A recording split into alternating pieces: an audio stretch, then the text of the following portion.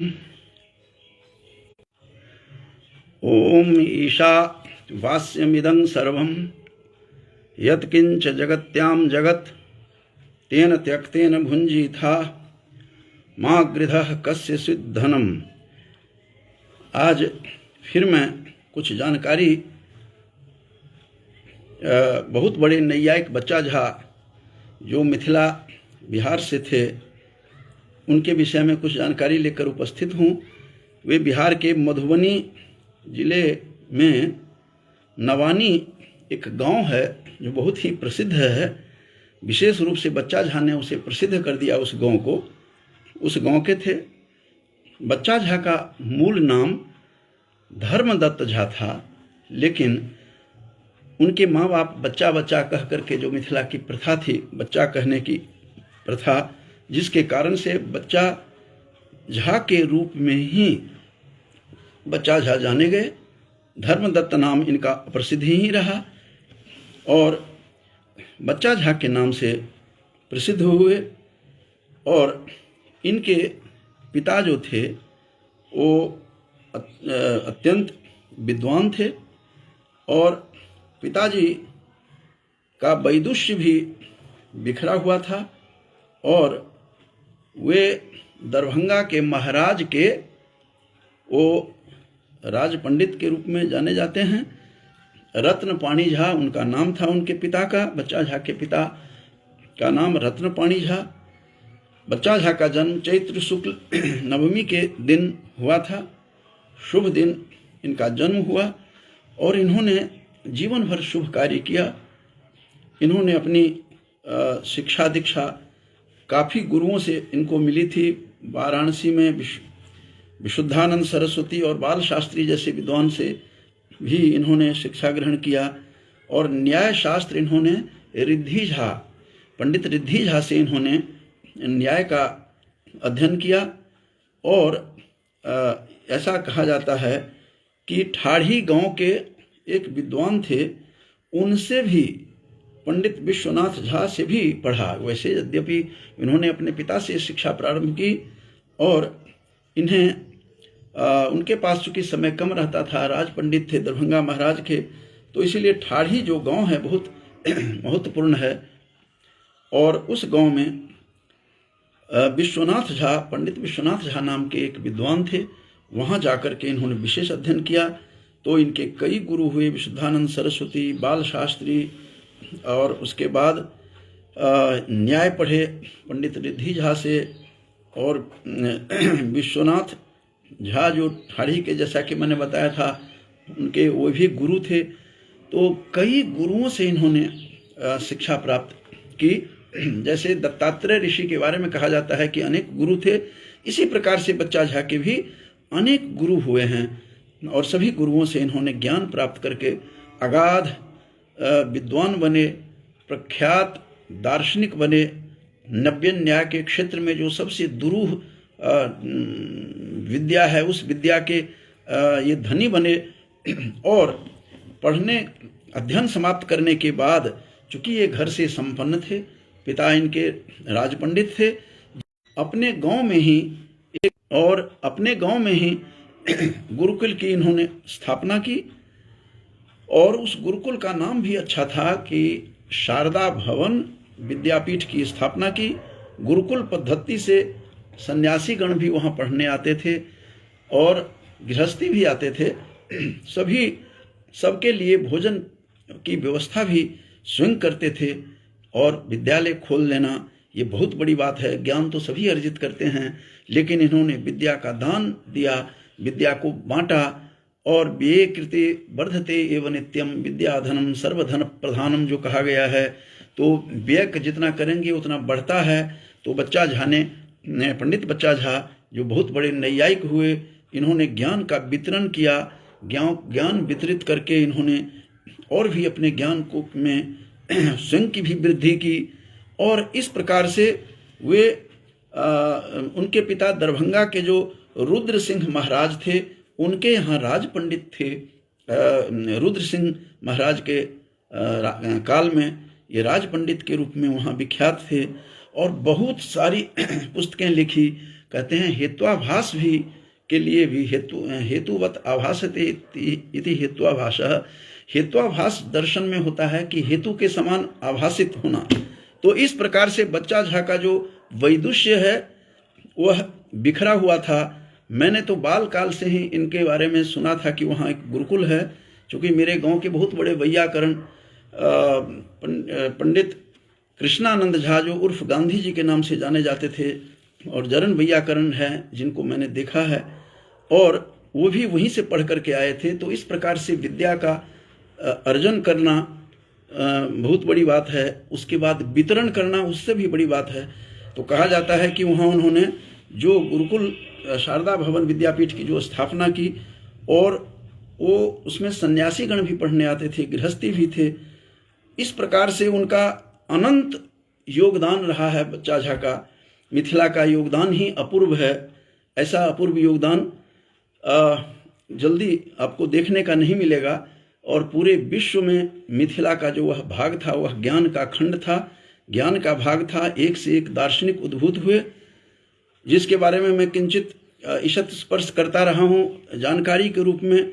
हर विद्वानों का कि कितने दार्शनिक हुए हैं वहाँ, एक से एक पक्षधर मिश्र जैसे विद्वान हुए। उसी क्रम में ये 1860 के करीब इनका जन्म माना जाता है। मधुबनी में जो नवानी गांव है, जो विद्वानों का गढ़ था, और नव्यन न्याय का जो वह नव्यन न्याय के बहुत बड़े विद्वान थे। इस प्रकार से बहुत सारी पुस्तकें भी लिखी। हेत्वाभास निकालने के लिए विद्वानों को एकत्रित करके रखना, उनको पारिश्रमिक देना और दे करके रखना, ये कितनी बड़ी बात होगी। तब जाकर के गूढ़ार्थ तत्वालोक जैसे जो उनका महत्वपूर्ण ग्रंथ है उसका उन्होंने प्रणयन करवाया होगा। और ये बहुत बड़े कवि भी थे, कहा जाता है। चंपू काव्य भी इनकी प्रसिद्ध है। सुलोचन माधव काव्य, न्याय वार्तिक, तात्पर्य व्याख्यान, गूढ़ार्थ तत्वालोक, एक श्रीमद् भगवत गीता के व्याख्यान भूत जो मधुसूदनी टीका है उसके ऊपर भी है। व्याप्ति पंचक टीका भी है। और अवच्छेदकत्व निरुक्ति विवेचन, अवच्छेद और अवच्छेदकता का की पराकाष्ठा पर पहुंचाने में मिथिला का बहुत बड़ा योगदान है। जिससे पूर्व में गंगेश उपाध्याय के बारे में बताया था कि गंगेश उपाध्याय इसके फाउंडर थे। He was founder of the school of Navya Nyaya. तो नव्यन न्याय स्कूल के इस संप्रदाय के वो उसके संस्थापक थे। और वैदुष्य उस समय पराकाष्ठा पर वैदुष्य उस समय था। तो इसका पूरा का पूरा जीता जागता जो सबूत है वह साक्षात मिथिला में है। सभी विद्वान वहाँ पर उद्भूत हुए, एक से एक हुए। सिद्धांत, लक्षण, विवेक, विवेचन भी इनका ग्रंथ है। व्युत्पत्तिवाद, गूढ़ार्थ तत्वालोक, शक्तिवाद टिप्पण, बहुत सारे खंडन, खंड खाद्य टिप्पण तो बहुत है। इस पर तो बहुत सारे लेखकों ने इस पर टीका टिप्पणी की। अद्वैत सिद्धि का सिद्धि चंद्रिका टिप्पण, तो दुनिया भर की सारे पुस्तकों को इन्होंने प्रकाशित करवाया, वहाँ से लोगों को आलोकित किया। और इतना ही नहीं, जैसा कि मैंने बताया था कि शिक्षा ग्रहण करना बड़ा आसान है, और बांटने वाले सही में प्रणम्य होते हैं। और विद्या धनम सर्वधन प्रधानम, क्योंकि व्यये कृते वर्धते एवं नित्यम। व्यय करके जितना भी व्यय करेंगे विद्याधन को, ये अपूर्व कोश है इस सरस्वती का। वो काम उन्होंने किया। पिता भी इनके राज पंडित होने के कारण से इनको आर्थिक स्थिति में कहीं कमी नहीं थी।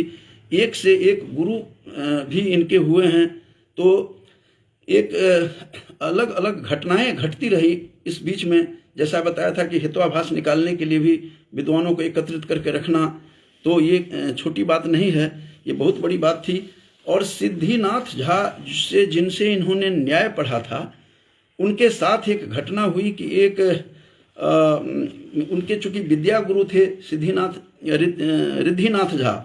तो रिद्धिनाथ झा इनके विद्या गुरु थे। और दामोदर शास्त्री, कहीं पर दामोदर भारद्वाज भी आता है, तो ये बहुत बड़े वैयाकरण थे बनारस के। इन्होंने उनके गुरु को, रिद्धि झा को, जिनसे न्याय दर्शन पढ़ा, उनको उन्होंने पराजित कर दिया था। इस बात की टीस थी उनके अंदर। और इस बात की टीस, यद्यपि कई बार इस तरह की घटनाएं होती हैं। कुछ लोग हैं जो अपने पिता का भी प्रतिशोध लिया शास्त्रार्थ से, जैसे पक्षधर मिश्र थे, जिन्होंने अपने पिता, जो उनके पिता थे, उन्होंने भी उनको भी हरा दिया था, जिसने जो हंस भट्ट थे, तो पूना में जाकर के उन्होंने पिता का प्रतिशोध लिया। ऐसे पुत्र और शिष्य बहुत कम मिलते हैं। उसी क्रम में बच्चा झा को मैं देखता हूँ, और बच्चा झा भी कहा जाता है कि रिद्धि झा जो न्याय दर्शन जिनसे पढ़ा था, जो उनके विद्या गुरु थे, उन्होंने दामोदर शास्त्री ने उनको हरा दिया था। और 1986 की ये घटना है, 1886 की घटना है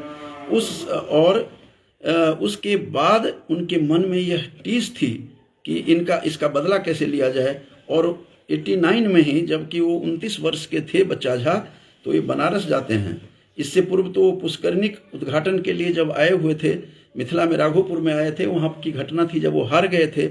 लेकिन 1889 में 1889 में, माफ़ कीजिएगा, 1889 में, 1886 की यह घटना है, परास्त हुए थे उनके गुरु।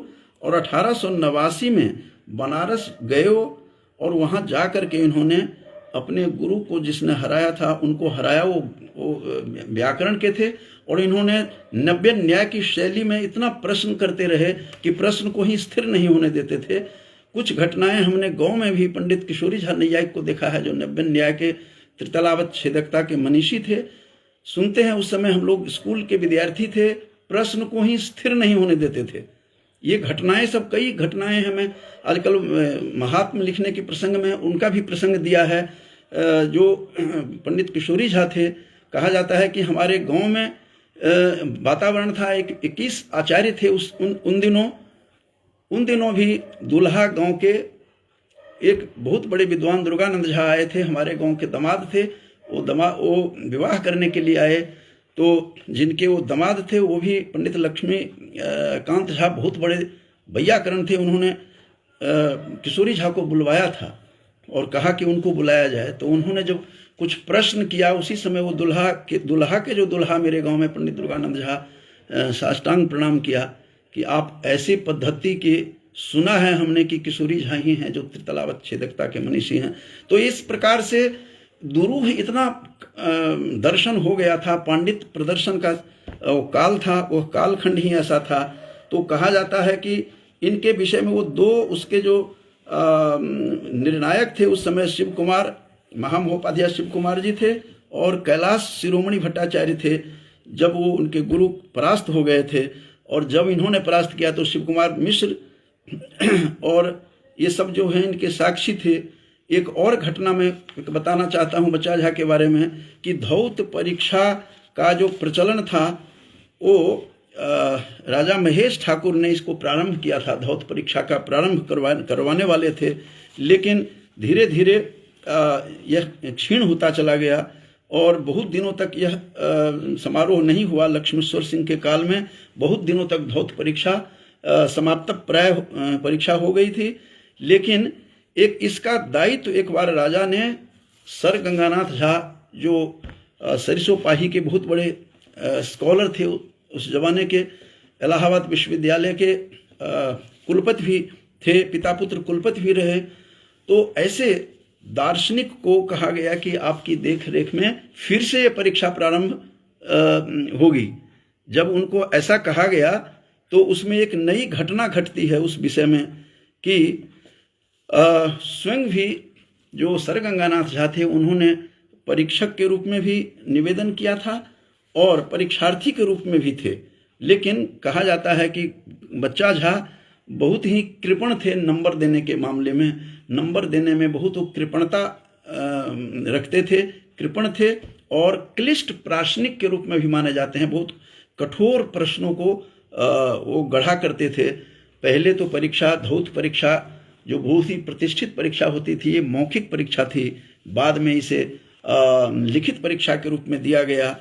लेकिन जिस बच्चा झा को कृपण कहा जाता था, बच्चा झा को और शिव कुमार मिश्र को संयोग ऐसा था कि इन दोनों ने सर गंगानाथ झा को, जो गंगानाथ झा अपीयर हो रहे थे वहाँ, उनको उन्होंने 197 अंक दिए 200 में से। तो 200 में से 197 अंक देने का मतलब कि ये उतने कंजूस भी नहीं थे, नंबर देने में कृपण भी नहीं थे, प्राश्निक भले ही वो क्लिष्ट रहे हों। तो इस प्रकार से जो ये इनके बारे में नैयायिक के बारे में कहा जाता है, बच्चा झा नैयायिक के बारे में, कि बहुत ही कृपण थे नंबर देने में, लेकिन 200 में से गंगानाथ झा जैसे जिनको विद्यार्थी मिला हो, जिनको सर की उपाधि दी गई थी, जिनका बाप के बाद बेटा वो बने थे वहाँ इलाहाबाद जैसे प्रेस्टिजियस यूनिवर्सिटी के वाइस चांसलर बने हैं, पिता के बाद गंगानाथ झा के बाद अमरनाथ झा बने। तो इस प्रकार से अंग्रेजी साहित्य के वो विद्वान थे। अब यहाँ कई तरह के जो इनके बारे में कहा जाता है कि बच्चा झा की प्रतिष्ठा इतनी फैल गई वहाँ पर, इसके कई कारण थे। वो एक कारण तो ये भी है कि द्वारिका पीठाधीश्वर, द्वारिका पीठ के जो शंकराचार्य थे, इनसे नव्य न्याय पढ़ने आते थे। तो नव्य न्याय पढ़ने के लिए इनके पास इनको बुलाया था द्वारिका पीठाधीश्वर। तब से इनकी ख्याति और भी बढ़ गई। और एक राजा थे लक्ष्मीश्वर, उनके समय की बात है, और कई सारे दायित्वों लेकर के ये रहते थे। और अंत में अपने गुरु का, जो इनके रिद्धि झा नाम के जो इनके न्याय के गुरु थे, उनके गुरु को फिर हराने वाले, इन्होंने भी अपने गुरु के हराने वाले जो दामोदर शास्त्री थे, बनारस में जा करके नव्य न्याय की शैली में बोल करके, प्रश्न करके, शुरू में तो प्रश्न ही नहीं स्थिर होने दे रहे थे, बाद में जा करके उन्होंने उनको परास्त किया। तो गुरु का जो शिष्य का धर्म है उसने निभाया। अपने गुरु रिद्धि झा का बदला जा करके बनारस में गया। सारे विद्वान वहाँ एकत्रित थे। एक बार तो शास्त्रार्थ हुआ तो हथुआ के महाराज भी, जहाँ के जिस हथुआ महाराज के अधीन हमारे प्रथम राष्ट्रपति के पिताजी भी काम करते थे, उस हथुआ महाराज को भी बुलाया गया था। एक बार तो आधी रात तक शास्त्रार्थ चला और बीच में इसको स्थगित कर दिया गया, निर्णय नहीं हो पाया। और बाद में फिर उन्होंने बनारस में विद्वान के गढ़ में जाकर के बच्चा झा ने अपने गुरु को, जिसने परास्त किया था, ऐसे दामोदर शास्त्री को, जिनका दामोदर भारद्वाज के रूप में भी नाम आता है, उनको उन्होंने परास्त किया था। तो और 29 वर्ष की अवस्था में। तो इस प्रकार से ऐसे बच्चा झा एक विलक्षण दार्शनिक थे। दर्शन के क्षेत्र में मिथिला अग्रगण्य रहा है। तो बीच बीच में जब भी मैं कुछ अध्ययन कर पाता हूँ लिखने के लिए, मिथिला महात्म्य, उस प्रसंग में मैं कुछ लिख पाता हूँ और आप लोगों के सामने भी वितरित करता हूँ। तो इन्हीं शब्दों के साथ अभी कुछ देर पहले बेंगलोर से बहुत बड़े स्कॉलर और प्रोफेसर उदयनाथ झा, अशोक जी भी जुड़े हुए थे। अभी कुछ देर पहले मैंने देखा है, वो एक स्वयं भी काफ़ी पुस्तकें उन्होंने लिखी है और इस विषय के वो मर्मज्ञ हैं। वे भी सुन रहे थे। वो अस्वस्थ होने के कारण पूरा सुन नहीं पाए हैं, लेकिन इतना और उसके बाद काफ़ी लोग इसमें जुड़े हुए हैं। प्रिंसिपल गजेंद्र कुमार जी भी हैं और डॉक्टर रामचंद्र जी भी जो हैं वैयाकरण हैं, वो भी जुड़े हुए लग रहे हैं। सतीश पांडे जी भी हैं, जय चंद्र झा जी भी हैं और पंडित सचिन जी भी हैं, डॉक्टर चंद्र कुमार झा भी हैं, और ये सब इसमें जुड़े हुए हैं। तो आज का जो मेरा प्रतिपाद्य है कि बच्चा झा जो नैयायिक थे, जिन्होंने गूढ़ार्थ तत्वालोक जैसे महत्वपूर्ण ग्रंथ लिखवाया, जो हेत्वाभास निकालने के लिए विद्वानों को अपने घर पर रखते थे और हेत्वाभास निकलवाते थे कि हेत्वाभास इसमें से निकालो और तब जाकर के दर्शन पूर्ण होगा। इस प्रकार से पंडित बच्चा झा जो थे बहुत बड़े दार्शनिक थे, नव्य न्याय के प्रकांड विद्वान थे और मिथिला नव्य न्याय का गढ़ रहा है। गंगेशोपाध्याय इसके संस्थापक थे। बच्चा झा को अपर गंगेश भी कहा जाता था, अपर गंगेशोपाध्याय। मूल नाम इनका धर्मदत्त झा था, लेकिन यह प्रचलित नहीं रहा। बचपन में बच्चा कहते कहते बच्चा झा ही इनका नाम प्रथित हुआ। बहुत बड़े स्कॉलर के बेटे थे। अच्छे अच्छे गुरुओं से इन्होंने ज्ञान लिया था। दत्तात्रेय ऋषि की तरह एक गुरु के शिष्य नहीं थे। विशुद्धानंद सरस्वती बाल शास्त्री बनारस के और रिद्धि झा, जिनके जो प्रतिद्वंदी, जिन्होंने उनके गुरु को हराया था, ऐसे दामोदर शास्त्री को भी शेर के मांद में जाकर के, बनारस में जाकर के ही उन्होंने परास्त किया था। और वैयाकरण थे, इन्होंने नव्य न्याय की शैली में प्रश्न ही स्थिर नहीं होने देते थे। और इस प्रकार से जो काम था, मैंने बताया कि उसमें सर गंगानाथ झा के भी धौत परीक्षा के परीक्षक थे। इन्हें कंजूस कहा जाता था, नंबर देने में कृपण कहा जाता था, क्लिष्ट प्रासनिक कहा जाता था। धौत परीक्षा मिथिला की जो है दरभंगा महाराज की अपूर्व परंपरा थी, और उस परंपरा में 200 में से 197 अंक जब सर गंगानाथ झा को दिया गया तो लोग अचंभित हुए कि ये क्लिष्ट प्रासनिक तो संभव हो सकता है, लेकिन निश्चित रूप से ये कृपण परीक्षक नहीं हैं। यह उन्होंने सिद्ध किया था। 197 अंक देकर के वो नंबर लेने वाले और देने वाले सभी प्रणम्य थे। तो मिथिला महात्म के प्रसंग में जो कुछ भी आजकल मिलता है तो मैं विद्वानों के साथ कुछ शेयर कर लेता हूँ इसको। तो ऐसे रत्न पाणी झा के घर में ऐसे बच्चा झा का जन्म हुआ जो रत्न पाणी झा, तो रत्नम पाणु जैसे सह, और स्वयं रत्न रूप में पुत्र ही रत्न रूप में आया था, जिन्होंने इस संसार में नाम किया। और जो जैसा कि मैंने बताया था द्वारिका पीठाधीश्वर जो तत्कालीन थे उसके शंकराचार्य थे, उनको भी उन्होंने विशेष रूप से नव्य न्याय को पढ़ाया था। ये अवच्छेदकता का जो त्रितला अवच्छेदकता की जो शैली है, उस शैली को मैंने पहले बताया था कि मैं आजकल महात्म्य लिखते समय पंडित किशोरी झा जो हमारे गांव के थे, हम लोगों के भैया भी थे और बहुत गजब के विद्वान थे, त्रितला अवच्छेदकता के मनीषी थे, बनारस के विद्वान थे और बीएचयू में 4 वर्षों तक ही अंत में रहे। राजेश्वर शास्त्री जैसे विद्वान के साथ वो टक्कर लेकर के निकले हुए थे। मालवीय जी के समक्ष उन्होंने उनको विशेष उपाधि दी थी पंडित के रूप में।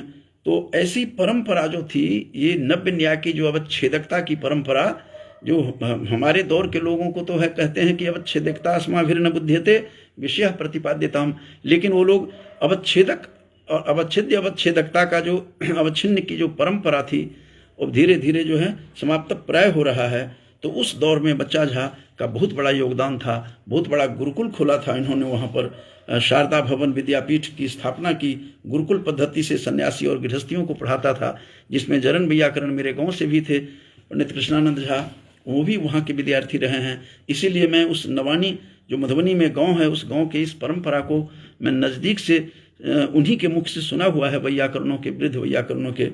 तो इस प्रकार से